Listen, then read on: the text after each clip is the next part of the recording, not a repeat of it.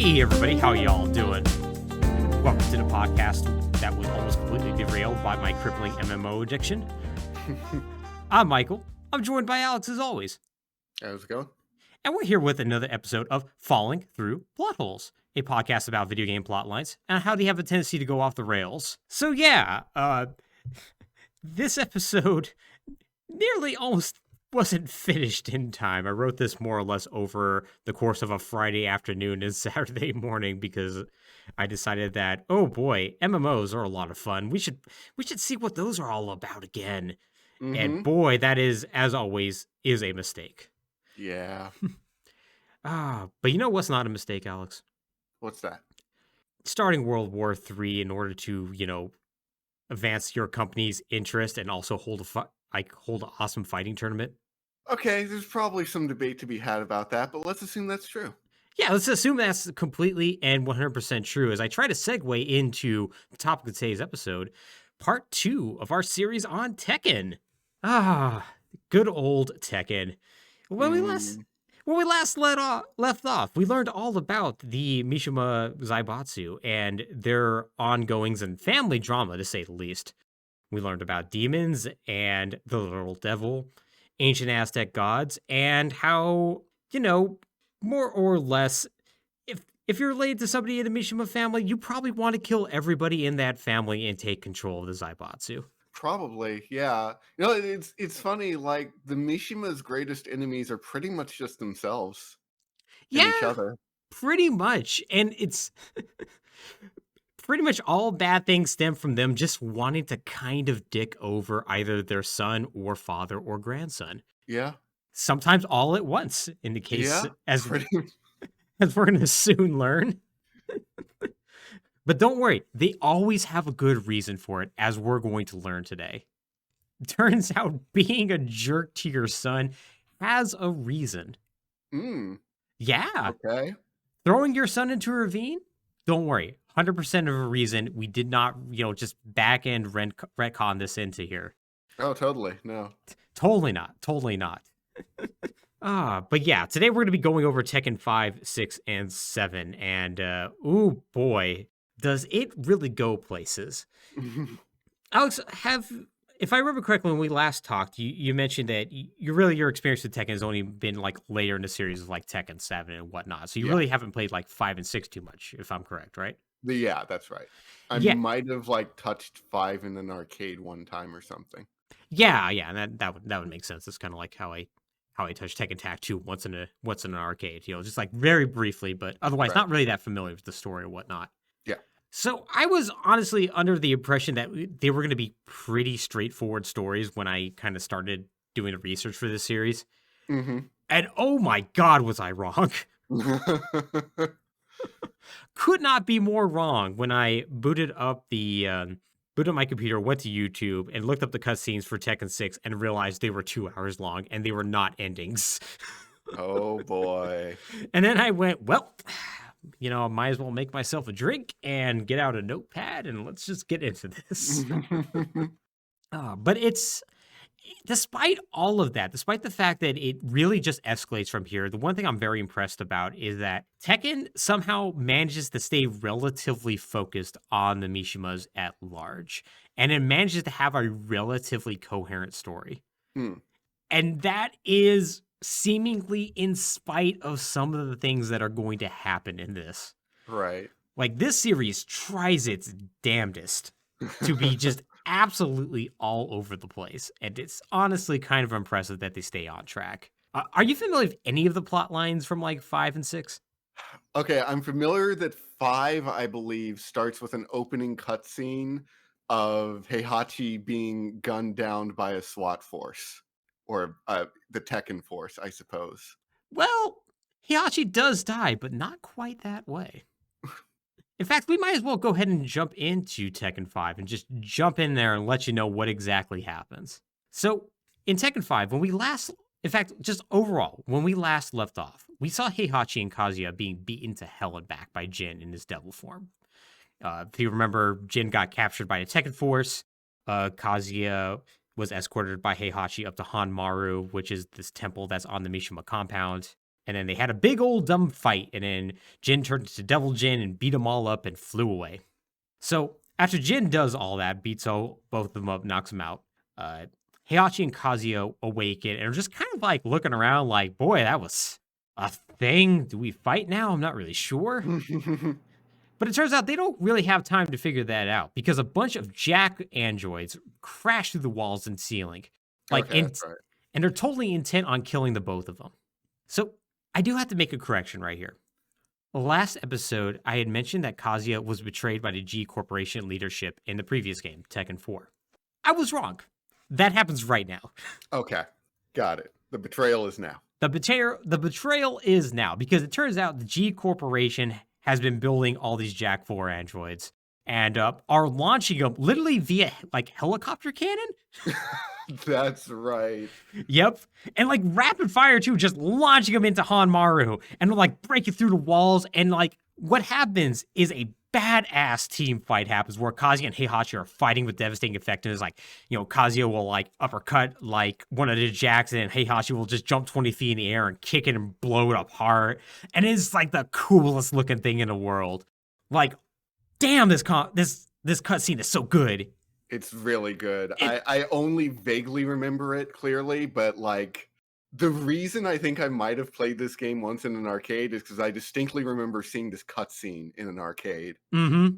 And yeah, how can you not play this game after seeing this? Like, how can you not? Yeah. So this fight's all happening, and it looks like, they're about to win. But then Kazuya is like, this seems like a good opportunity to murder my dad. So he grabs Heihachi by his head and throws him to a crowd of Jacks. This causes Heihachi to be subdued by the Jacks. And then Kazuya's like, ha! I'm gonna fly away now, and just leaves. And so Heihachi is very displeased by this, but he's even more so when a Jack lands in front of him, and his head opens up to reveal a bomb. And Heihachi is just like, wait, what? The bomb explodes and destroys the entirety of Hanmaru. We then see on a mountaintop adjacent from Hanmaru, a black man with short blonde hair who tells an unknown person that Heihachi Mishima is dead. Oh, it's my favorite because you're immediately like, no, he's not. No, he's not. No, he's not. No, he's not. It's fucking Tekken. You're not just going to kill Heihachi. No, of course not. In the opening cutscene? No, not Heihachi. Absolutely not. So, we later learn this man's name is Raven. He's an intelligence officer with the United Nations. He's going to be completely irrelevant going forward until Tekken 6. So, we're going to let you know who he is right now, but don't worry about him until Tekken 6. Put a little pin in Raven. So I will say about Raven, like, I didn't play Tekken 5 very much, but I was sort of aware of it coming out and followed some of the coverage of it. Mm-hmm. And man, I love Raven because Raven is just, they wanted to put Wesley Snipes' Blade into Tekken. Oh yeah, he is 100% Blade, yes. And so they just did that. Mm-hmm. And they're like, here's Raven. Enjoy that. Enjoy this guy. He's going to have no effect on the plot going forward from this. But listen, he's cool, ain't he? He's super cool. He's going to tell somebody, those motherfuckers shouldn't ice skate a hill, like. Yeah. Oh, man. Oh, so good. So during the chaos, an unknown person manages to take over the Mishima Zaibatsu and immediately decides to hold a new King of the Iron Fist tournament. So this is rather convenient for Kazuya, who wants to figure out not only why the G Corporation betrayed him, but also wants to uncover the identity of the person running the Mishima Zaibatsu. Jin also enters, but for entirely different reasons. So it turns out, since the end of Tekken 4, his devil gene has now started to go berserk, like he's just randomly turning into his devil form. And he's convinced if he enters the tournament, he'll find the one responsible for this, which, not sure how that logic works. Yeah, I don't think any person's responsible for that. I think that's just what the devil does. Yeah, that was kind of my thought. But apparently, Jin is just convinced, okay, if I enter this, I'll find the one responsible for making the demon inside of me be a demon or something. I don't know. All right. I mean, his fighting game universe, fighting game logic applies. He might be right. He honestly, he might be. And, you had to have a reason for your third main character to enter the tournament. So True. Fair enough. Also, I like that Kazuya is like, why did the G Corporation betray me? I don't know. Could it be because you love being the devil? It might be just that, Kazuya. They might be like, we might have made some mistakes here. Literally resurrected a man who's the vessel for the devil. And enjoys it. Very much so, unabashedly. Mm. We should do something about this. Yeah, probably should. So Jin and Kazuya make their way through the tournament, and as they reach the finals, they discover who this man is that is running the Mishima Zaibatsu. It's a previously unknown member of the Mishima family, Kazuya's grandfather and the founder of the Mishima Zaibatsu himself, Jinpachi Mishima. So Jinpachi, just to give you an idea of what he looks like, he's basically like an extreme form Heihachi. Like, imagine if Heihachi's beard and mustache merged with his hair and formed giant wings, and you got his look. Like, this man is like extreme. Like, he is Heihachi if he went Super Saiyan and just didn't get gold hair. Like, looks great. So as you can probably imagine, as a Mishima, you think he would be one of the most evil people in the world. And you'd be completely wrong. Oh. Jinpachi, it turns out, might be one of the most honorable members of the Mishima family. Oh. He got his start by founding the Zaibatsu and expanding it rapidly by capitalizing on the Japanese military demands for weapons during World War II, which admittedly, bad thing. Yeah. But after the war ended, Jinpachi immediately regretted this. And from that point forward, he was like, we are not going to make weapons. I am going to make the world a better place. And I'm going to dedicate myself to the martial arts and from there, dedicate my life to stopping wars and avoiding needless conflict. Okay, so Heihachi killed him. Boy, just skipping ahead 2 paragraphs. Sorry. I was like, man, can't imagine where this is going to go.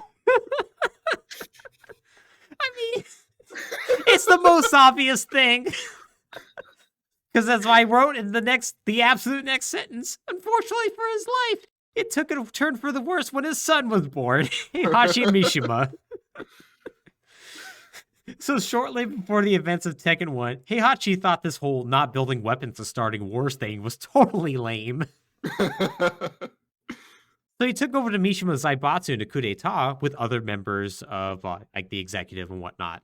So Jinpachi wouldn't let this stand and tried to coup him back, but he failed. And for this, Heihachi imprisoned him underneath Hanmaru and just kind of didn't give him any food, so he just let him die of starvation. Oh. Yeah, straight up. Did that work? Well, no. Because as we have learned from Tekken, and really just video games in general, death is more an inconvenience. Death is a curb that you accidentally hit when you turn a little too sharply in your car. Right. I feel like death just loves to spite the Mishimas. Kinda, yeah. Death is like, I know you want to kill this person, but I don't want to. Yeah, So. Not ready for this. Not at all. Not ready to reap this soul. You gotta wait a bit. So this should have been the end for him, but it turns out that shortly after he died, a demon decided to just show up and take over his body and mind. Oh. As one does. Yeah, sure. Reviving him and giving him immortality, but also slowly causing him to lose his sanity. So this is the reason why he's holding this entire tournament. He wants to find a warrior strong enough to kill him before he loses his mind and goes on a reign of terror. So yeah, our villain of this game is a nice, kindly old man who loves his grandpa, not his grandpa, his grandson. Like literally one of his likes under the wiki is like, he loves his grandson Kazuya. And it's like, oh. And, wants to just not do any wars, but he, wants to die so he doesn't cause some wars and whatnot. That's our villain for this game. All right. So about that grandson Kazuya, huh? Yeah. Kazuya's ending in this, by the way, is non-canon, but if he does beat it, he does, hold his grandpa dying in his arms. And, he actually beats him so hard that the demon leaves him. Oh, wow. And he's, thinks of his memories of being, a 4-year-old training with him. He's like, oh, that's really nice. And then he punches him through the chest and kills him and then laughs maniacally. Oh, yeah. Okay, that tracks. That tracks. But that's thankfully not what happens. I mean, Jinpachi's going to die, but that's not what happens. Right.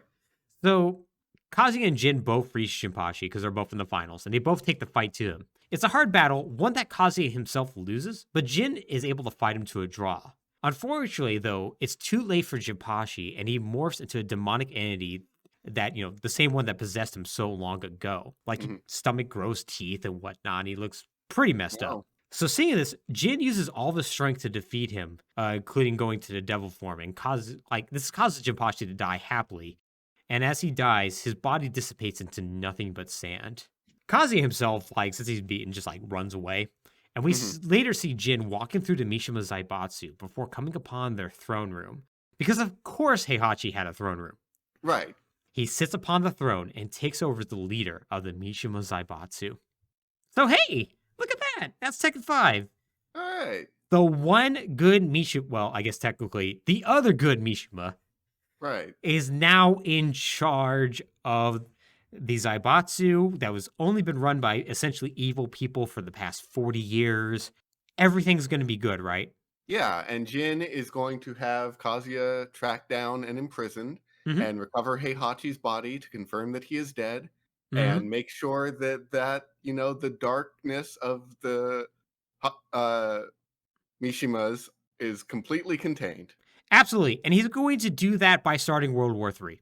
Oh, Oh, wait, that's not how you would do all that?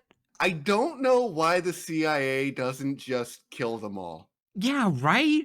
I feel like at this point there is no benefit to just leaving a Mishima alive. There really isn't. There really isn't. Every time a Mishima shows up, just bad things happen to everybody surrounding them. Yeah. So yeah, that leads us to Tekken 6, which you probably think Tekken 5, boy, that was nice and tight and whatnot. And it was. I Mhm. mean, I have a grand total of 1.5 pages worth of notes on that. Tekken 6 is 4. Oh boy, here we go. Strap yourselves in because boy, oh boy, this is where this game actually has a story mode, which I really did not expect. Mm. Because I really thought Tekken, not Tekken 9, like Mortal Kombat 9 is when really that trend started. But no, Tekken 6 apparently was a little ahead of the curve. Hmm. So, Tekken 6, now that Jin has taken control of the Mishima Zaibatsu, Hiyashi is still probably dead, and Kazuya is doing something with the G Corporation, taking over, becoming his leader, really. Okay. It now would appear the world's now mostly rid of the evil influence of the Mishimas. Which is why Jin decides to start World War III. Okay. Yeah, so immediately after taking control of the Zaibatsu, Jin severs all ties with all nations, and then declares war on said nations as well as the G Corporation. Wait, declares war as who? The Mishima Zaibatsu. The sovereign nation of the Mishima Zaibatsu? I mean, they got their own corporate army. They Don't took over they the have, island of like, a Hokkaido. business permit that can be revoked or something? Yeah, you think that there would be ways to stop them, and also when you learn how big the Tekken Force actually is, you'd be like, I don't feel like they should be able to take on the entire world at once. I don't feel like they should. Also, shouldn't the banks be able to be like, no, and we have your money, so no? Yeah, you would think so, but nah, somehow he's able to pull this off. Okay. Yeah. And to be fair, that's not the only war that's happening right now. Like, by more or less declaring war on the entire world, other nations declare war on each other as well. So there's Oh, multiple huge wars that are now erupting with the Mishima Zaibatsu in the center of it all. so everyone was just ready to go. They were just waiting on the Mishimas to kick it off. Pretty much, they're like, fuck that. We got all these weapons we bought from the Mishimas. We got to use them. Oh, By the way, all this right. includes the space colonies, which, by the way, there are space colonies. Did you know that? Oh, I did not know that. No. I didn't either until I looked up Tekken 5 stage list, and it's like, oh yeah, no, there's space colonies. Oh, These are kind of ignored going forward, but technically they exist. I mean, I feel like sometimes Tekken just likes to have stages that are cool, and they don't really worry about. They do, and then they're like, oh, I guess we got to write some lore around this, and Yeah. Now, to be fair, this is the game where Tekken becomes an anime. Mm. More so than anything else. I was gonna say, yeah, it's like 2 to 3 characters have transformed into demon form so far. Yeah, but so Tekken does this very interesting thing where their characters are their human characters look very realistic, right? Especially when you start hitting the Tekken 3, 4, and 5 sort of era. Hmm. Like, all of them, you're like, okay, no, I could actually see this incredibly buff person in real life. Like, not Heihachi, Right. obviously, but like Right. Eddie Gordo. Yeah, no, I can see this person walking down the street. Right. Tekken 6 is where it's like, well, what if we gave them all anime hair? And Right. it's like, oh, okay, you people look out of place, and I love it. So, the world is now in chaos. People are dying by the millions, and those who know Jin wonder why he would take such drastic action. Okay, so however, not as all well with the Zaibatsu. One day, half the Tekken force just goes AWOL and establishes their own resistance army against the Zaibatsu. Called Yggdrasil, they pledge to end all wars and are led by a former Tekken Force soldier by the name of Lars Alexstrasson. Well, I messed it up regardless. Whatever. Lars is an anime character with somewhat spiky blonde hair going in every direction and wears a futuristic take on like medieval armor with a Mm, tattered cape. This man is our main protagonist of Tekken 6. And with this, it's the first character to be the main character that isn't a Mishima in some way, shape, or form. right. So our game more or less starts with Yggdrasil attacking some facility owned by the Mishima Zaibatsu. Like a pitch gun battle occurs and is immediately put to end when our boy Lars shows up. In fact, our first impression of this man is seeing him uppercut a missile before essentially dodging bullets and then punching all the enemy soldiers so hard they explode. Nice. Once, Good. once again, this man is an anime character, and I cannot state this hard enough. Yeah, I'm getting like anime Viking vibes. Kinda, yeah. Yeah, I think that's a safe assumption. So during this mission, Lars stumbles upon a secret lab containing another anime character in a stasis pod. A pink-haired android girl named Alicia Boskanovich. Oh no, here we go. Oh yes, the robot daughter of Dr. Boskanovich. So Dr. Boskanovich has been a figure in Tekken since the very beginning. We haven't really talked about him because he's only been mildly relevant in the sense of that he created the Jack series of androids. Right. He's basically a genius as far as like creating androids are concerned, and also good at biogenetics as well because he's also the person who created Roger the Boxing Kangaroo Super Soldier. Okay. Sure. So he looks like the Doc from Back to the Future, essentially. Gray hair, Mm, balding head, wears a lab coat, and it turns out he made an anime in order to serve the Mishima Zaibatsu in some capacity. okay. Sure. So Lars wakes up Alicia, and then an explosion happens, knocking him out and giving him amnesia. He eventually comes to and escapes with Alicia, and that sort of sets up the story of Tekken 6 as these two go on a journey of discovery to figure out who they truly are, because Alicia doesn't know who she is either. Wait, I'm sorry. They pulled out amnesia after establishing the character? Yes, Isn't that sort of pointless narratively? it is. Although they never tell us like what Lars's backstory is, other than he Right. is a competent soldier in the Tekken Force that goes rogue. So there could be more to this character that meets the eye. He could have just had amnesia about that from the start. He could have, and that would have been more convenient. But you know. All right. Anyway, okay, amnesia now. I guess they had to give him reason to get away from like Israel and just go on Yeah, his own. So I sure. don't know.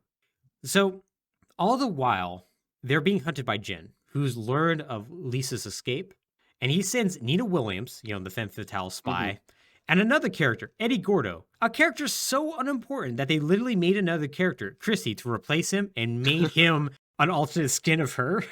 Oof. Yeah, he was his Ooh. own character in Tekken 3, and then they introduced Christy later and went, just how about you have the same fighting style? Eddie, you just be an Aldrich skin. Yeah, they decided to make him like semi-important in this game. I don't know why. All right. Yeah, that seems weird way to backtrack on that decision, but all right. Right?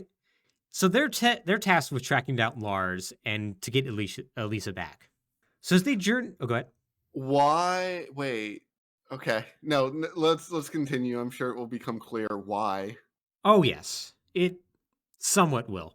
So as they journey I'm like, through, go ahead. did Jin just ask the doctor to make him an anime waifu? Yes, Okay. yes, he did, 100%. That checks out. All right. I mean, I guess it makes sense because, like, he has to deal with all these jacks from the G Corporation that he's fighting right now, and he needs robot Right. soldiers to fight against all the nations. Right. So it sort of makes sense that he would ask him to do this. So, as they journey through the world, Lars' memories slowly return to him, and eventually he gets a startling revelation. He realizes he needs to find Heihachi, who is very much alive and currently in seclusion. Oh my god. Right? And he's training to fight and beat Jin for the right to take control of the Mishima Zaibatsu. So Lars meets up with him at a secluded temple in the middle of a forest, and upon confronting him, reveals the truth. He is his son. Okay. It turns out Heihachi supervised the mission for the Tekken force in Sweden at one point, and then got distracted and slept with the Swedish woman. And then Lars came into the world. So, That makes sense. yeah. So, I guess that means the main character's a Mishima. I guess I better go back to the old notes and just Right. Yeah. erase this and Yep. there we go. All right. Yeah, it Don't turns. be a protagonist of Tekken. You'll end up a Mishima. Yep, exactly. Doesn't matter who you are. You're an alien. Guess what? You're a Mishima now. Yep. If Yoshimitsu somehow becomes the protagonist of the Tekken game, he's gonna somehow be like That'd third. be amazing, actually. I'd be actually 100% down with that. Tekken 8, he better be the protagonist. Yeah, make you Yoshimitsu Mishima the protagonist. Yes, let's do it. Crowdfund this. I don't know how crowdfunding would work in this. I But don't know. whatever. Bribe Harada. That's my Yeah, that's ask my Karada for shit. I'm sure he'll be pleased about that. Yeah, Based upon what his Loves shirt said. he loves it. So Heihachi immediately tries to recruit him to take down Jin and Kazuya. But Lars, being a smart boy, says no. Okay, good. Being a smarter boy, he then pulls a gun on Heihachi and shoots him. Okay, not gonna work, but I admire the initiative. Yep. Very ineffective, because Heihachi literally catches the bolt with his teeth. Like, he headbutts the bullet and catches it with his teeth, spits it out, and then admonishes Lars. Ask him if he really thought a pea shooter like that could hurt him. And Lars can't help but be slightly impressed by this, and then, in a very reoccurring theme with the Mishimas, he goes, well, I tried to kill you and it didn't work. Anyway, see you later. Guess I'll just casually leave. And so he does. All right. Was Heihachi implying he wouldn't be able to do that with a bigger gun's bullet? I don't know. I think if he did bring a 50 cal machine gun, Heihachi probably still would be able to catch all those bullets with those teeth with his teeth. Yeah, what's the caliber limit on? Is it the size or speed that's the limit on that technique? Is it a howitzer shell? Is that what it has to be? I mean, you blew up a bomb in his face and that didn't work, so I feel like explosive rounds just aren't going to do it. Yeah, you're probably right. It's gonna have to be like the biggest elephant gun you can find at minimum. Yeah. Or maybe just a laser. Too bad no one has those. Oh no, not until Tekken 7. Yeah. So Lars and Elisa decide to go to Kazuya instead, because they were like, okay, well, we do need to at least stop one of these corporations from doing endless wars. So let's go and try to stop Kazuya, who's now taking control of the G Corporation. So he goes there, and Kazuya's not all that interested in fighting them. So he sends a bunch of soldiers down to fight him instead, which Lars promptly beats them to all hell. Right. This prompts Kazuya to come down and just beat on both of them for a while. Oh. And he's like, ha, boy, you people suck. But then, soldiers from Yggdrasil come in to bail out Lars. So he's like, well, guess I better leave. And so Kazuya's out.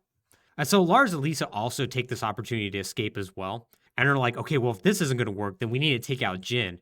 And so what they do is they realize in order to get to the central tower of the Mishima headquarters, they need to hijack a subway car of theirs and then hack it and take it all the way to their headquarters. Mm-hmm. So they do that. And along the way, they get assaulted by a bunch of Tekken Force members, including Nina. Nina Williams shows up and tries to ambush them. And Lars has to fight her off multiple times. He kicks her off once, he somehow gets back on. He has to fight her again. And pretty good fight. And they manage to reach the central tower and fight their way to Jin. And upon confronting him, find out, though, there's been a traitor in their midst.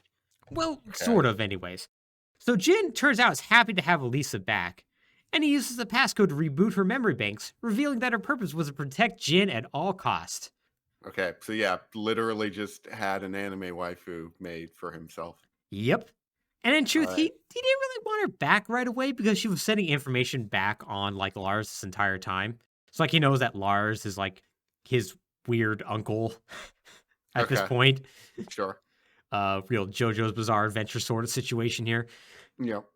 And so Elisa attacks Lars, and Lars is like, like unable to like really like do anything about this till Raven shows up. Remember Raven? Remember that little I do pin? remember Raven. Let's, I remember Raven. let's take that pin out. He was only relevant for 5 seconds, Tekken 5, but boy is he important here. Because he shows up and he helps Lars escape. And because it turns out he's been sent by the UN to follow Lars this entire time. And like he decides to step in because he wants to help him on his mission to stop Jin. He's like, okay, you're about to get in trouble. I need to help you out. And this reveals something that I find fascinating about Tekken. Uh-huh. So, what do you think is the lingua franca of like the entire Tekken universe? You probably think it's like, okay, it's probably like Japanese, right? Right.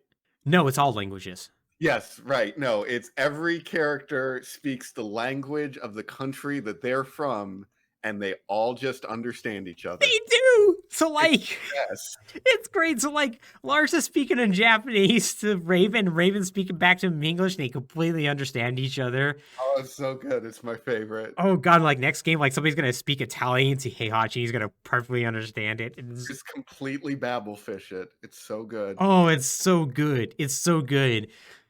And like he reveals, like Raven, like in his English, reveals to to Lars that Jin is heading to the desert and need to go stop him. You're probably asking yourself, what desert? Yeah, what desert? The desert. Oh, That one, the important desert. right. Okay. So they go to the desert.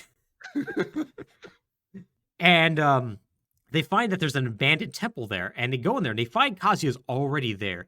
In a nice like military getup, all looking ready for action. Okay. It's here that a ton of revelations happens, okay? Okay. So Just line them up. the first is that Kazuya learns that Lars is his half-brother and thinks that's really dumb and hates it. Okay. He's Fair. like, this is, fuck no, you suck. Understood. Can't believe you're my brother. The second is that we learned this temple is home to an ancient evil called Azazel, or the Rectifier, and that he's alive deep within this temple right now. So Kazuya and Lars fight to a stalemate, and Kazuya at this point decides this really isn't worth his time, and he's gonna leave. So Lars doesn't want him to, and in what is either a power move or just confusing, Kazuya slowly walks away from him as Lars is charging him, and Lars notices like a little too late that Kazuya has dropped a flashbang. So it goes off and it blinds Lars, allowing Kazuya to escape. Except once he comes to, he notices that Kazuya is still casually walking away. He's just slightly farther away now. Oh. And Lars is like, oh man, this extra 20 feet is too much for me, and just lets him leave. Okay. It's so good. It's so good. All right. Sure. So it's during this time that Azazel reveals itself, which I really hope I'm pronouncing that correctly. It's a weird spelling. Yeah, I've heard the name before. I don't know the exact correct pronunciation. So Azazel is a purple crystal dragon wearing ancient Egyptian garb. So I guess we could say they're in the Sahara Desert. Oh, yeah. Sure. So his deal is that he used to rule over all of humanity thousands of years ago, until humanity rose up and imprisoned him behind a magic seal. Oh. Yeah. He claims that he's a product of humanity, and humanity is what brought him into this world. But he never really specifies why that is. Right. He just showed up, ruled over humanity for thousands of years, and humanity was like, nope, son. So they briefly fight, and Lars gets the upper hand, only for Azazel to self-destruct in an attempt to kill him. But Lars manages to survive, and believing he defeated an ancient evil, goes to leave the temple only to run into Jin and Elisa. So Jin proceeds to set Elisa on Lars and Raven, which, given it's a 2-on-1 fight, they're just like, all right, let's just punch her in the face a lot. So they trash Elisa to the point that she begins to die. As she dies, though, she regains her memory just long enough to recognize Lars, and while Lars is holding her in his arms, she apologizes for fighting him, noting she could not disobey, but that traveling with him was wonderful, and that she just wishes could have lasted longer before expiring. Isn't she a robot? She is, but, Can't they just fix her? She doesn't realize that. Does she not? I guess not. Like you can just swap out the head, man. Yeah. Yeah, just, replace some parts there, man. You just ones and zeros. It's fine. All right. So Jin proceeds to be a real Mishima here and says, good riddance to a worthless piece of junk. This pisses off Lars, who proceeds to beat the hell out of Jin. Yeah. So it's to this point, while Jin's like on one knee, he's like, wait, I had a reason for starting World War III. Yeah, did you? So you see, Jin knew about Azazel this entire time via another character who's not really that relevant. Okay. Who happened to just know, like, basically she's like ancient Egyptian shaman, and she's like, I know about this person. He's like, oh man, I gotta deal with this.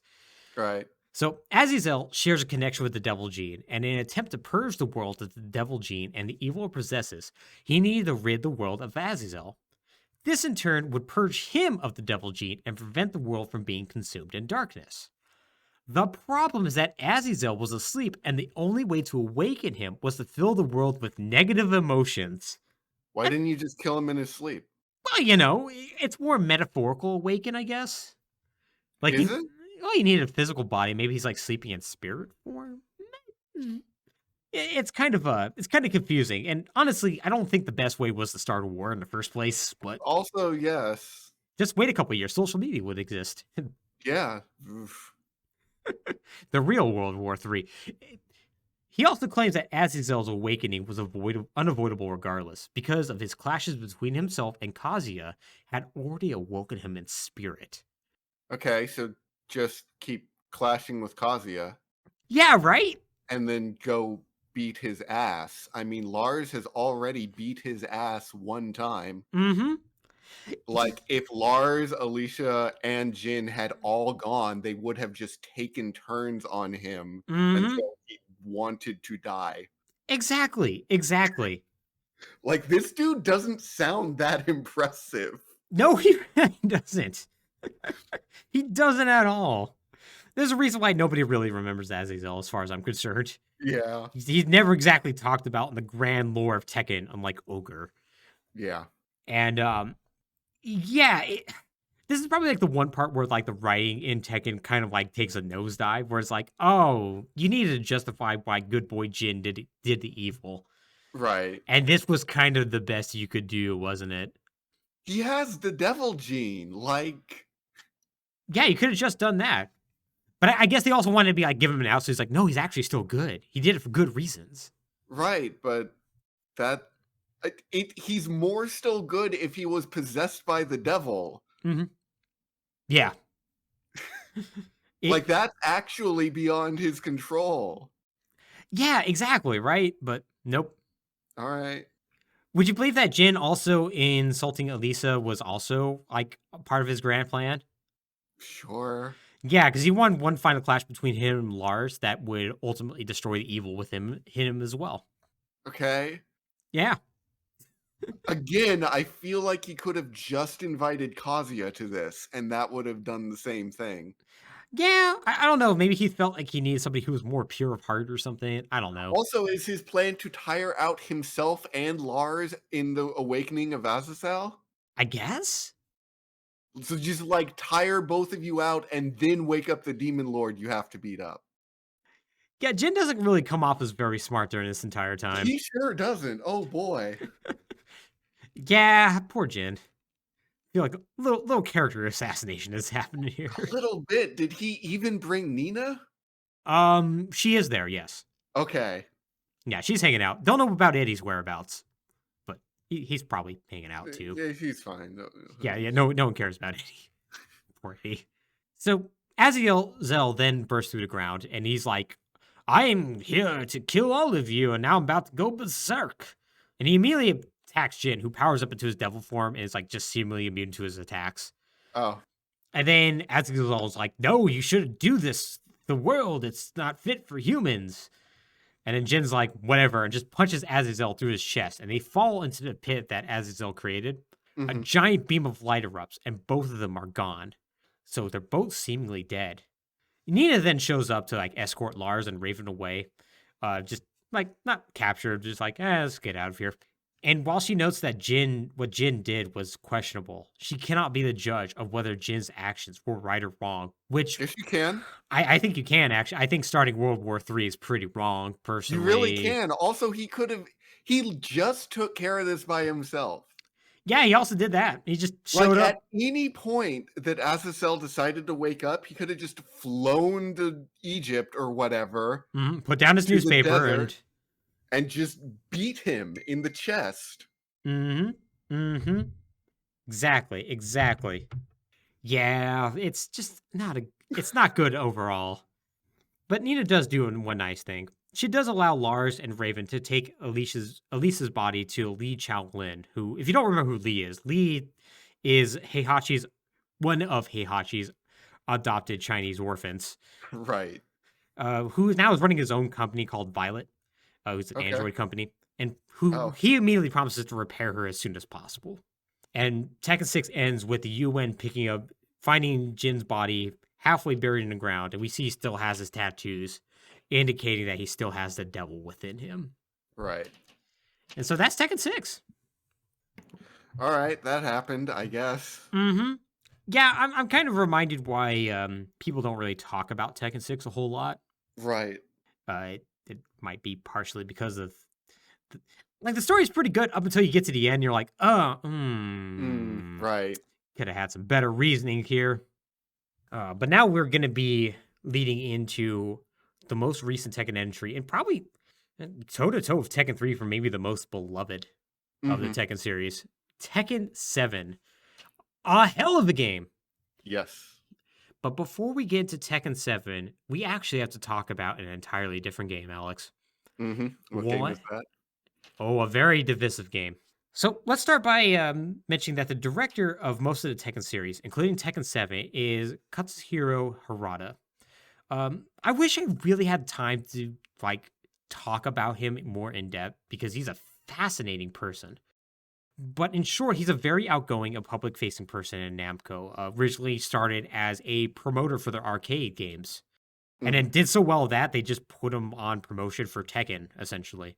And then from there, he became their director. Right. By, I believe, Tekken 3. So during his time at the company, he made friends with another producer of a particularly prominent fighting game series, one Yoshinori Ono, who we briefly mentioned when we talked about Street Fighter. Yoshinori Ono, who produces Street Fighter series for Capcom, starting from Street Fighter 4 on, ended up becoming fast friends with him. And these two would often appear on stage at each other's events, playing pranks or helping him announce new characters or whatnot. And it's from that relationship that in 2010, Ono and Harada announced 2 games. Street Fighter vs. Tekken, which would be made by Capcom, and Tekken vs. Street Fighter, which would be made by Namco. Each game would be in the style of the respective series while taking elements from the other. So Street Fighter vs. Tekken would play a Street Fighter game, but it would have sort of Tekken sort of elements, branded to the different characters and whatnot, whereas the other would be primarily a Tekken game that would have some Street Fighter elements. So in 2012, we saw the first of these games when Capcom released Street Fighter vs. Tekken to an audience that was underwhelmed, to say the least. Yeah, underwhelmed. Also slightly irked, perhaps. Yeah. Yeah, the fighting game community particularly. Yeah. So without going too much detail, while a competent fighting game, and I personally think it's a competent fighting game, elements included within the game made it difficult to balance, which sort of drove away the competitive fighting game community. And really, regardless of what happened, it wasn't a huge success, selling just a little over 1 million copies when it was expected to sell about 2 million. Right. Alex, have you ever played Street Fighter vs. Tekken? I have not. I've seen it in action. Particularly, I think I have seen vanilla Street Fighter versus Tekken in action. Ah, yes. I am told that it got much better with subsequent patches and changes. But yeah, that initial release is rough. Very, very rough. Yeah. It is a game that has a lot of issues, such as one-time use gems and stuff other weird stuff that made balancing the game basically impossible. Super mode that gives you 5 seconds to win the game or automatically lose. Yeah, where you take control, you basically sacrifice your second player character or something like that. Yeah, people did not like that. But yeah, regardless of this failure, it was up to Namco and their upcoming Tekken vs. Street Fighter to run in and save the day. However, much like when Capcom made a deal with SNK to make fighting games, they kind of didn't really hold up their bargain because it never came out. Yeah. Now, it is still officially in development. Harada came out a couple months ago and said, "No, we're still working on this." Are you? Yeah, which I'm not sure about that. It's been 11 years at this point. But I believe that there's an internal version of Tekken 7 that has characters swapped out for Street Fighter characters. I absolutely believe that too. I absolutely believe they have some sort of working prototype, but I do not believe Yeah. they have anywhere close to a completed game. So, however, it would be wrong to say they didn't do anything, and it's clear they worked on a few characters and got the Fighter style quirks to work in the Tekken engine. I say this because the story of Tekken 7 heavily features Akuma, a Street Fighter character that, as part of its main story, he actually heavily drives the action in a way that I honestly would not expect from a guest character. And it's honestly kind of wild because it Right. works. It works in a way that it really shouldn't. Yeah. It's wild, like you said. It's just that how well this 2D character works in a 3D fighting game Mhm. and behaves like a 2D fighter. Yeah. Yeah, he's a character that if you don't know anything about Tekken, but you play a bunch of Street Fighter, you could play a little bit of Kuma. You're not going to play a Yeah. high level at all, Right. but you can play him. Right. Yeah, and his inclusion helps to add to what is a otherwise incredibly overwrought, but yet still somehow relatively compelling story that is Tekken 7. Which, oh my god, once again, Tekken 7 is such a great game. Mm-hmm.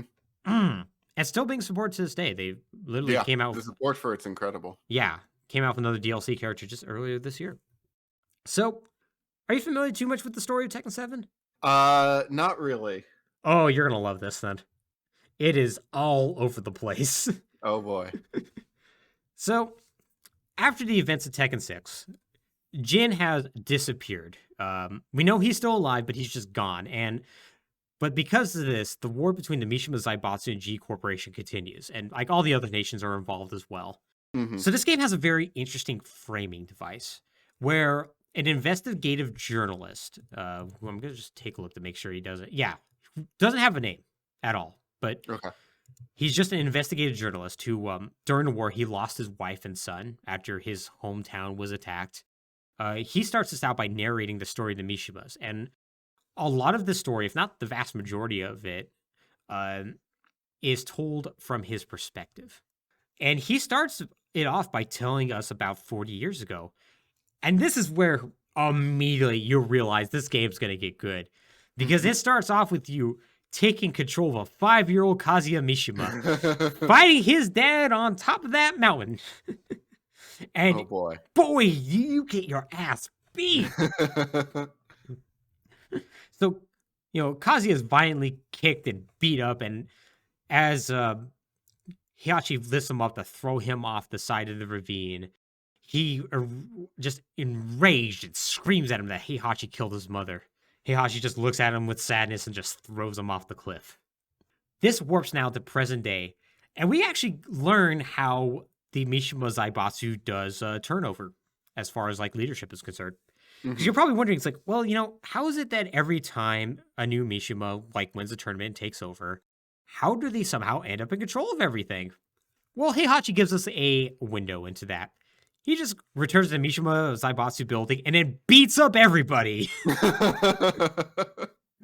Beats up Nina, beats up Tekken 4 soldiers, beats up everyone, sits on the throne, goes, I'm in charge. And they go, well, shit. All right. He then announces a new King of the Iron Fist tournament in the hopes of drawing out Kazuya. Okay. Yep. Same old Heihachi. Yep. And you're like, wait, but aren't you at war with the G Corporation and the entire world? Yes, you are. But don't worry about it. You can still hold tournaments. You'll be Sure. You'll be unsurprised to learn that the King of the Iron Fist tournament number 7 gets canceled shortly after this. Yeah. Which, by the way, there was a King of the Iron Fist tournament 6. It also gets shortly canceled. Yeah. I feel like Heihachi just got back, said, all right, new Tekken tournament. And someone was like, what about the war? And Heihachi's like, the what? It's like, oh, shit. That was happening? All right, new Tekken tournament. Let's distract everybody from this. And then war, maybe. This war thing sounds cool. I'm proud of my grandson. I can sell so much weapons. To myself. So. Still gotta kill him, though. Still gotta he's kill dead? him. Oh, I'll kill him later, then. So Heihachi needs to track down Kazuya and whatnot. He wants to, like, have one big final giant battle with him. They've had so many final battles already. Like, what, man? Well, he wants to not only have a final battle with him, but he also wants to expose him for the devil he is. By literally exposing him as the devil. Right. So with that... I can't believe that hasn't come out already. Right? Like, it's been 25, 30 years and, like, 4 wars or something. And nobody knows that the literal devil exists? Yeah, right? It's ridiculous. But the idea is that it's like, no, I'm going to unveil this, and I'll turn public opinion against the G Corporation. And then I'll be able to win the war. Okay. I don't think this kind of war is won by public opinion, but all right. You know, we got to have the will to fight. So now, in order to do this, he needs to, get in contact with the secret society of exorcists called the Archers of Sirius. Okay. They are led by a man by the name of Claudio Serafino. Now, good old Claudio. Claudio. He is Italian and speaks Italian. Cool. And Heihachi, of course, understands Italian, so no language barrier. Of course. Yep. He ends up meeting up with Heihachi and Nina. And he's like, oh, you're evil. There's absolutely no way I'm going to work with you. Mm-hmm. And Heihachi's like, well, hey, what if I give you all this money? He's like, no, I'm not. And then Heihachi's like, what if I beat you up? And he's like, wait, what? And then Heihachi beats him up. And then Claudio's like, well, I guess I got to work with you. I really respect that the man has a 2-step business process. He really does. Give the money? No. Well, I'm a martial arts master, so. Yep.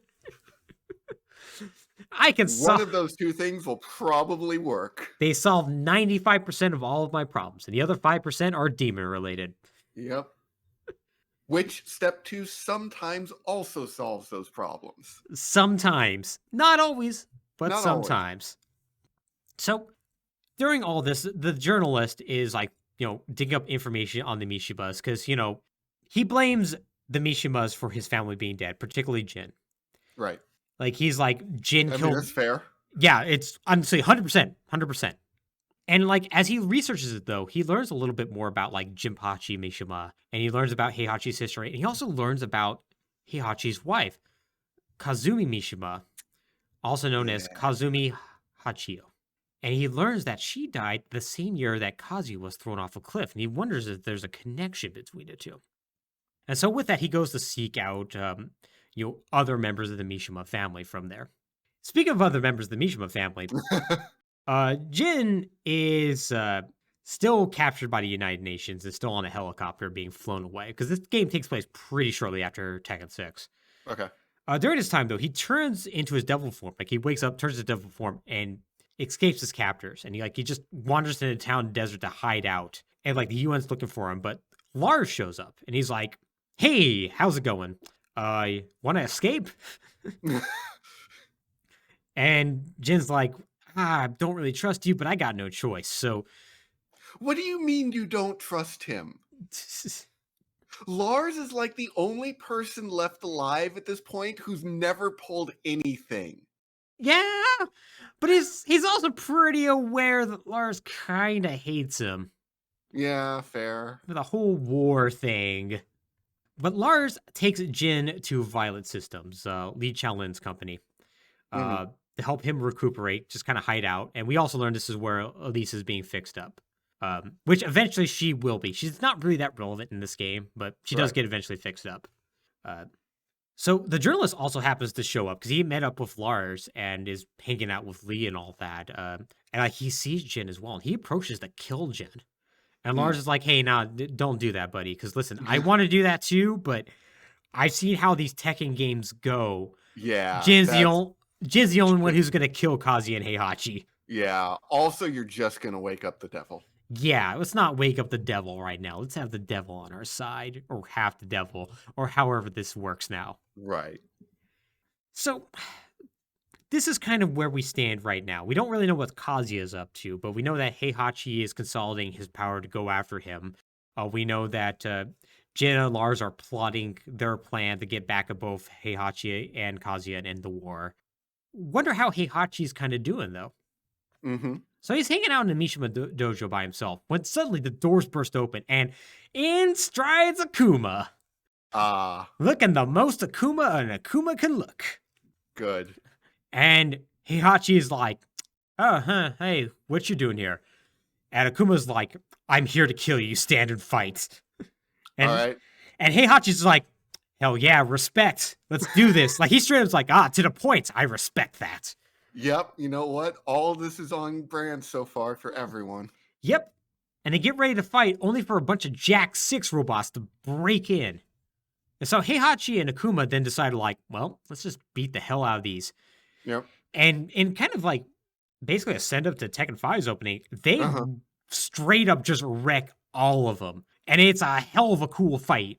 Like, Heihachi will, like, shoulder throw one into a shoryuken from Akuma and just, like, all sorts of real cool stuff. Like, Akuma will demon flip and knock one up in the air, and Heihachi will uppercut. It's just, so good. It's so good. Good. And so they end up destroying all of them, but, like, one of the Jacks is still functioning. And this is where we see good old Kazuya spying on everybody. It turns out he's the one who sent those robots. All right. So Heihachi's like, hey, what's your deal? And Akuma is like, I am Akuma, and I was sent by Kazumi to kill you and hate Kazuya. And Heihachi's like, wait, my wife? Say, my dead wife? And Kazuya is also like, my mom wants me dead. I thought she was dead. So Heihachi and Akuma face off again from there, and they have a big old fight, but then Akuma does the Reiji Demon and seemingly kills Heihachi. Oh. But if you remember, this move that rips the soul out of a person, yeah, it doesn't work super great a lot of the time. Yeah, and let's just say that Heihachi lives here, but Akuma doesn't know that. He just walks away. He's like, yep, job's done here. He really needs to start confirming his Raging Demon kills. He really does. Heihachi, though, is like, this seems like an opportunity. And he decides to pretend he's dead. Fair. So, public now thinks that Heihachi Mishima is dead, again, for the third time. Right. So, during all this time, like, Jin, like, finally is, like, healing up, but then the Tekken Force, like, shows up with Nina, and they're like, hey, we're here to capture Jin on Heihachi's orders. They don't necessarily say that to them. They just say that to themselves, I guess. But now, like, Leech is, like, now repaired, so she, like, gets up and, like, fights him off and whatnot. Like, and, like, they're about to, like, capture Jin, but, like, Lee manages to, like, get a hold of him, and they, like, fly off and, like, escape. All the while, like, Alicia and, like, Lars, like, fend off the Tekken soldiers, or Tekken 4 soldiers and whatnot, and eventually, like, Lee just blows up his headquarters. Fair, Yeah. Like, Nina's inside, but turns out she's fine. She just, like, gets out of the rubble and is like, guess I'm impervious to explosions. That's good. Good to know. Yep. Did Alicia have chainsaw arms before, or does she get those now? I think she gets those now. Okay, cool. Yeah. Yeah, nice little upgrade that Lee just gave her. Yeah. So, during his Kazuya's like, okay, well, I need to figure out a plan to deal with this Akuma chap. Unfortunately for him, Akuma shows up at the G Corporation headquarters. Right, yep. Like, he was sent to kill both of them. Yep. And he literally just, like, walks through the front door and is like, I'm here to kill Kazuya. And, like, all the G Corporation soldiers show up and are like, okay, we gotta gun this guy down. But Kazuya's like, hey, no. I saw how this went in Tekken 6. Let me just deal with him. He's like, hey, come on, let's go up to the roof. Let's talk a little bit. So they go up to the roof and talk, and like Kazuya's like, hey, how do you know my mom? And Akuma's like, your mom, Kazumi, saved my life and nursed me back to health. And when I came to, she asked me to kill you and your father. And I promised her on that day that I would. And so, like, it's actually kind of funny, like, Kazuya doesn't say this, but early Heihachi's like, wait, but why did you wait 40 years? This doesn't make sense. Like, Akuma doesn't answer this, but it's like, it is addressed why Akuma, well, sort of addressed why Akuma is like, I'm going to wait. Right. So they get into a big old dumb fight, and, like, Kazuya is forced to turn to devil here, which is very fortunate for Heihachi, who happens to have an orbital satellite that takes a picture of this. Ah. And he's like, ha, my proof. Also, I have an orbital laser. Oh. And so he orbital lasers both Akuma and Kazuya. Okay. I was going to say I feel like he should have opened with that, but it's clearly not going to work. So I actually appreciate his foresight of getting the picture first. Yeah, right? As like the productive thing to do, and then just lasering anyway for the hell of it. Yeah, actually sort of making sure. Yeah, just, on the off chance the laser does work, we'll do that anyway. Also, but prioritize the picture. Exactly. Also, I appreciate that my joke from last time of like, next time Heihachi tries to kill Kazuya, he's going to like just throw him from space. Yeah, kind of. Yeah, he more or less does that. Just space laser. So, good on him. So he's like, all right, this is great. And so he spreads this news. And it's like, the news spreads the footage of the G Corporation CEO Kazuya being a demon. And so, like, Lars, Lee, and like basically all the Lars faction. Right. And the journalist like watch this news report. And the journalist is like, oh man, maybe my town wasn't really destroyed by Jin, but rather destroyed by something that was like supernatural evil. Maybe that was the reason. Which I'm like, is there really any proof of that? Yeah, I don't. And no proof ever really surfaces from this, but it's basically his way of being like, maybe Jin's not such a bad guy after all. Maybe I shouldn't want to murder him. Still started the war, though. Mm-hmm. Yeah, right? By the way, Kazuya survived. Yeah. And he shoots down the satellite with his own devil laser, which is hell of an aim, I gotta say. Pretty good. That's a power move. Yeah, so the satellite ends up crashing into like a populated area, and rumors began to circulate that the Mishima Zaibatsu lost control of its own satellite. And so now public opinion begins to turn against them. Oh no! They not see the devil man shoot the satellite with a devil laser? I guess not, no. Oh. They're just like, well, one side's the devil, but the other has a satellite that fell to the ground.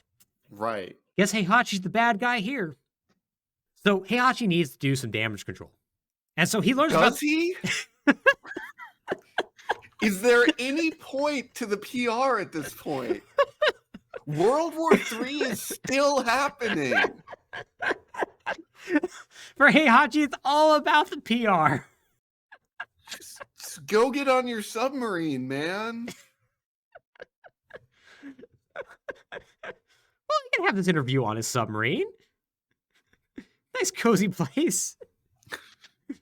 God.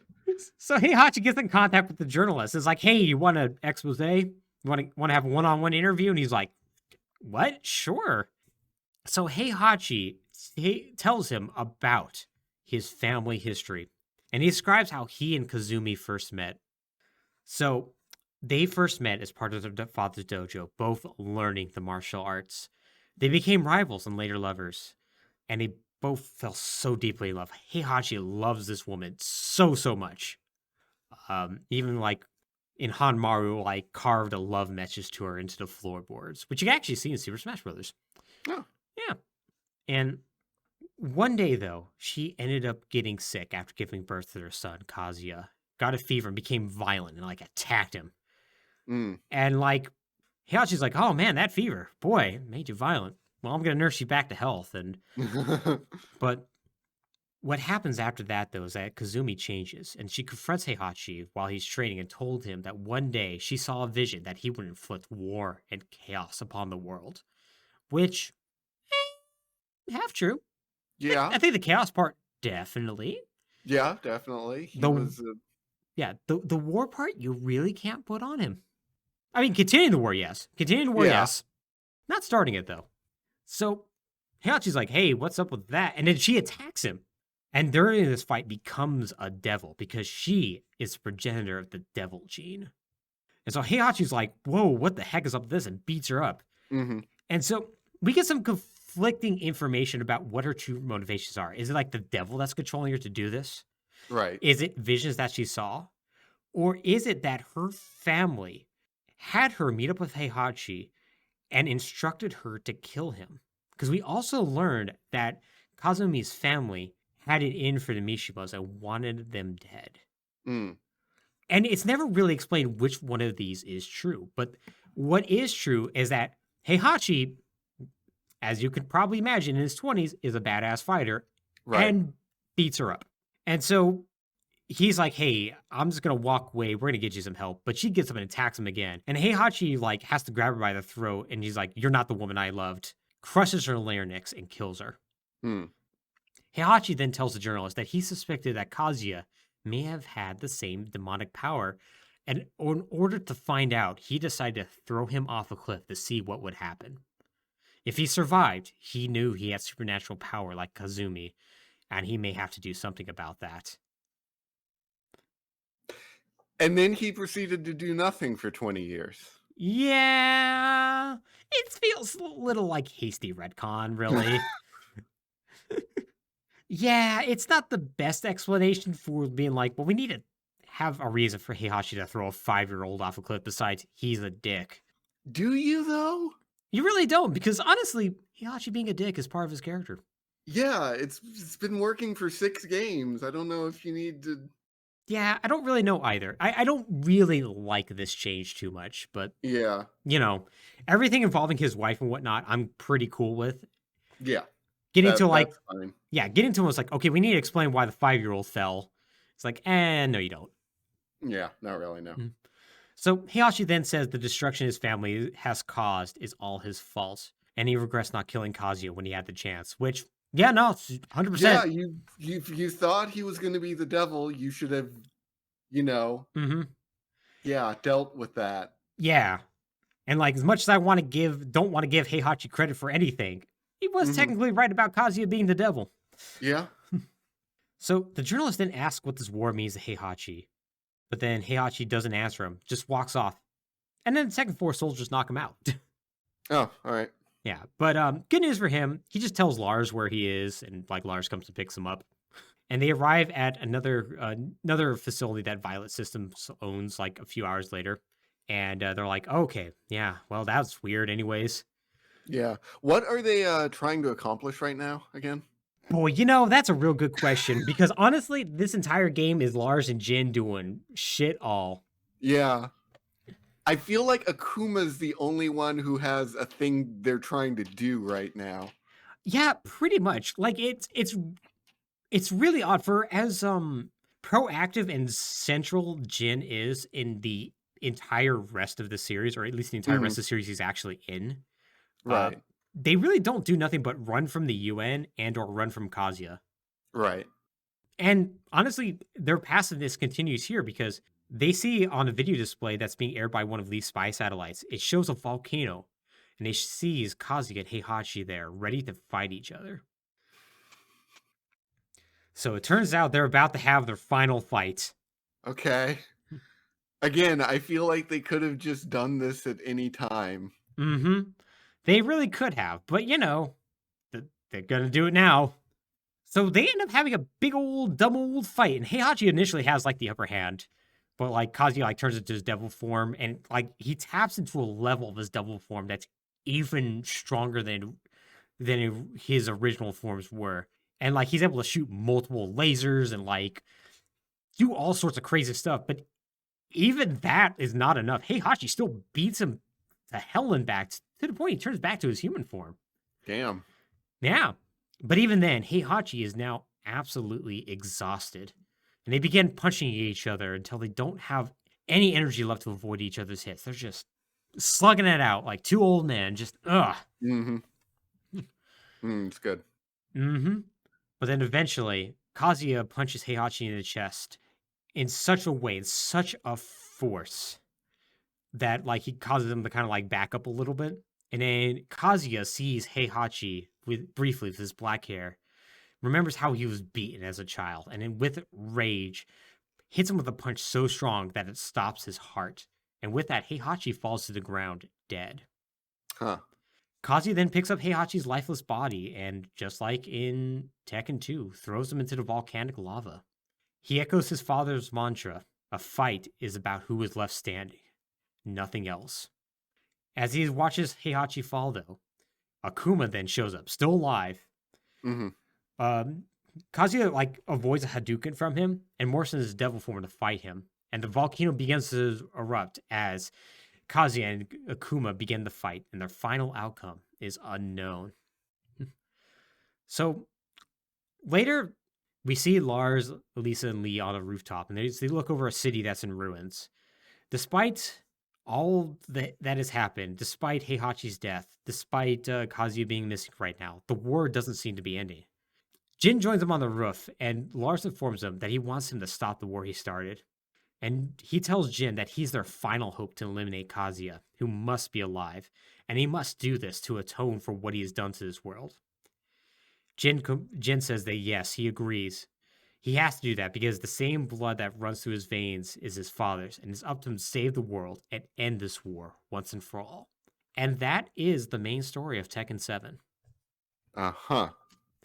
And that's kind of where we stand here. There's a few other little details around the periphery here, but for more or less, that is kind of where we're sitting at. Normally, this would be the part where I go, and then the series died, the end. We'll never know the end of this. But once again, Tekken 7 has been incredibly successful for Namco. Yeah. So successful, it led to a revival of Soul Calibur, another fighting game series. Right. Like, so which has also been pretty successful in its own right. Indeed, it has. And even when Tekken was at its lowest with like Tekken 4, it's very clear there's going to be a Tekken 8 at some point. Right. Unfortunately, the success of Tekken 7 means it might be a while before there's a Tekken 8. Yeah, because why derail this train? Exactly. Because, boy, there have been so many DLC characters as I scroll down to look at all the DLC characters. Yeah, 19. Well, okay, that is not true. Some of these characters are part of a weird like pre-order sort of thing, but right. But still, like a good 15 or so characters, with the most recent one being released in March 23rd, 2021. And yeah, between now and the COVID-19 pandemic, there's probably no reason they're going to stop right now. Yeah. So it's unknown when Tekken 8 will come back, but it's clear that they have things set up. There's going to be an additional coda to the end of the Mishima saga. I suspect we'll probably see an end to the war. Will Heihachi come back? I actually think probably not, at least not for this game. Yeah, maybe not. Yeah, maybe they'll release like a DLC where you could use his moveset and play as him, but probably not going to factor into the story at all. Yeah. So I don't know what the future of Tekken's going to be, but it's going to be very interesting, and I'm very much looking forward to it because while there's some hiccups in Tekken 6 and Tekken 7 as far as story is concerned, overall, I do like it. It has a pretty solid through line, and if nothing else, you can actually understand it. And that's kind of rare when it comes to fighting game storylines. A little bit, yeah. Alex, how do you feel about the end of all this? I feel pretty good. Like you said, it's a fun story. It really saves itself by focusing on just a few characters and sort of letting everyone else just be doing their own thing in this world they live in. Exactly. Like if you want to learn about like what Marduk is doing, you can. Right. You don't have to, but you can. Yeah, and it's really smart that it does that. Like, and like a lot of these characters do have their own little thing. Like Nina has like this own storyline with her sister Anna that has its own little through line. Like Paul and Marshall are still there being stupid. Like there's a lot. Like King has his own little thing about regaining honor for his fallen brothers and all that. Like there's a lot that we did not touch on here, but by leaving those to the side and just focus on a main through line and resisting the urge that Street Fighter V did, where they just want to have every character have something to do. Right. Like even in Tekken 7, which is a very complicated story, it still comes down to like, what are the Mishimas doing? Here's a few other characters that are sort of helping out, but they don't get too crazy with it. Right. Yeah. So yeah, it's a good story and one that I really, really, really loved revisiting. And maybe this will finally spur me to actually buy Tekken 7. I keep saying every time I think about Tekken 7, I'm going to buy Tekken 7, and I never do. It's a good game, but man, it's hard to get into. It is. And it has gone places at this point. Yeah, it's only gotten harder as time has gone on. Yeah, it really has. It really has. Well, Alex, do you have any final parting thoughts for us today? Just one. I was reminded this week that there was a commercial slash trailer for Street Fighter versus Tekken. Mm. It was a hybrid live action CGI trailer What? in which Kazuya gets out of his limousine dressed in like his fine business suit and just like looking all the Zaibatsu Mm-hmm. boss aesthetic. To face down Ryu, who is in a tattered, dirty robe that he pulls off to reveal himself in his dirty, well-worn gi because he is a homeless hobo Mm-hmm. who just travels around barefoot fighting people. And I was reminded that these are the main characters of these two fighting series. Mm-hmm. Boy, there could not be more of a difference. There really could not be. One's the embodiment of good and humble living. The other is a very, very rich boy who is the Yep. devil. Yeah, the actual devil. The actual literal devil. Yeah. Oh my god, I had to see that commercial. I'm so sad the Street Fighter Tekken universe didn't become more of a thing. Oh god, right? It's Oh man. there's so much good overlap. There really is. There really is. Oh man. I want more. I want Heihachi to just run into Shadowloo and be like, I'm running this now. Yeah, it'd be so good. He's just like, where's your throne room? I know you have a throne room. Everyone has a I'm throne gonna room. beat you up and sit on your chair. If I sit on a chair, I run this. That's the Mishima Zaibatsu rules. I established them 30 years ago. Do you own your own country? I own my own country.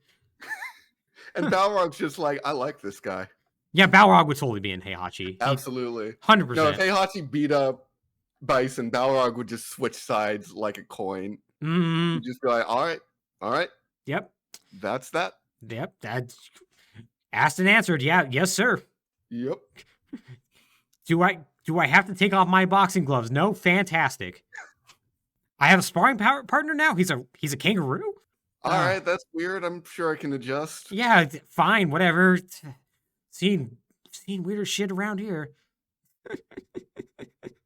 Yes. As long as you fire Fang, everything's fine. Yeah, Fire Fang. Yeah, 100%. Oh god. Man has nothing but bad ideas. He would have looked at your like cool satellite with a laser and went, "What if we made a lot of them and crashed them into the world?" Oh, and that would just not be good for PR. No, probably not. No, if one satellite was bad for PR, a lot of satellites would be very bad. Man, I just want a game that opens with the headline Mishima Zaibatsu acquires Shadowloo. Oh man, yes. Merger approved by the United Nations. They'd be like, well, they were an evil corporation, but yeah, you know. Heihachi'll turn them around. Oh man. Yeah, God, that missed opportunities. Yep. Mm. Well, I think my final parting thought is going to be that, yeah, down with corporations. If this podcast series hasn't shown you anything, is that one day Amazon is going to be run by a martial arts master, and it's going to end real poorly for all of us. So we don't know that it's not already. Oh no, Jeff Bezos did step down. Yeah, I don't know anything about the new CEO. Yeah, Might be a martial arts master. Know that he is not a master of an ancient martial artist and also immune to being thrown off cliffs. Well, if when we find out that he survives, falling off a cliff, unbreakable style. Yep. Buckle down for that. Yeah, just kiss your ass goodbye, Seattle. If he announces any fighting tournaments, just don't enter them. Do not enter the fighting tournament. Just don't. You're not as good of a fighter as you think. There's probably only one person he cares about fighting anyway. It's not you. Just don't worry about it. It's his devil son. Just let him do their thing. Yep, just walk the other way. Oh man, it could fight on top of Mount Rainier. It'd be great. It's an active volcano. Yeah, sure. Yeah, fantastic. Well, everybody, that's going to do it for us for part 2 of Tekken. We'll be back in 2 weeks as we talk about another series that I'm also really, really looking forward to doing. In the meantime, if you want to see more episodes of this or listen to more episodes, I guess would be more accurate, you should go to ftp.podbean.com or search through Fallen Through Platforms, either on Apple Play or Apple Podcast, Google Play, or YouTube, or search FTP, because somehow that shows up in the top 5, even though you really feel like it shouldn't. Either way, take care, everybody. Have a good one.